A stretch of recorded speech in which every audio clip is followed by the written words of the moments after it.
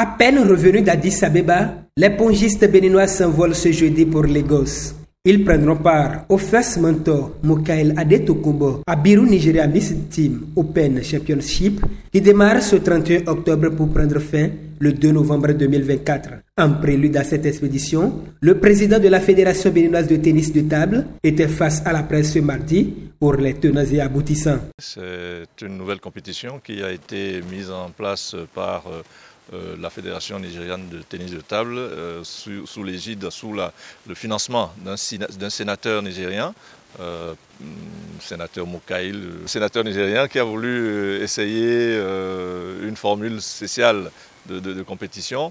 C'est une compétition par équipe, mais par équipe mixte. C'est-à-dire que et les garçons et les filles forment une seule équipe. Sinon, d'habitude, il y a une équipe masculine et une équipe féminine. Mais là, l'ensemble forme une équipe qui doit lutter, qui doit combattre, qui doit jouer contre leurs adversaires, filles et garçons.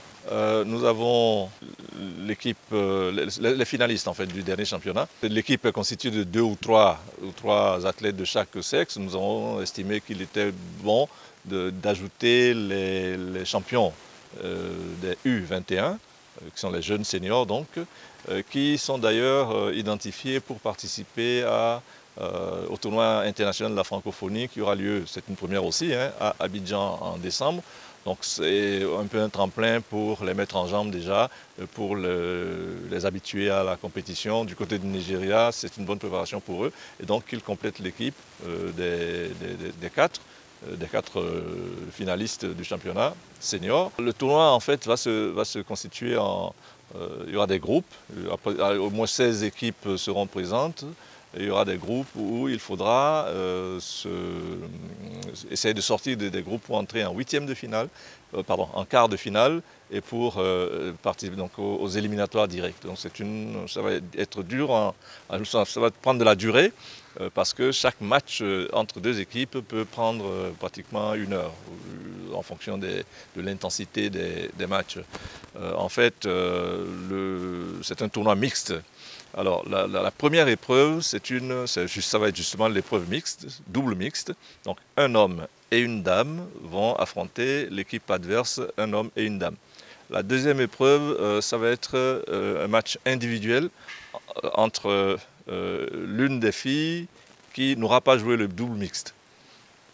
Troisième épreuve, ça va être simple entre l'un des garçons qui n'a pas joué le double mixte avec un garçon de l'autre équipe.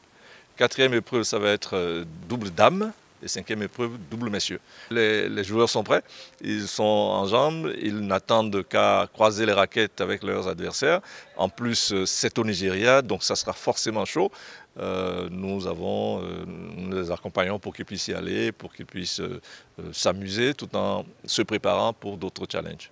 Aujourd'hui, quand on parle du Bénin en tennis de table, ce n'est plus n'importe qui. C'est une équipe que les adversaires commencent à craindre.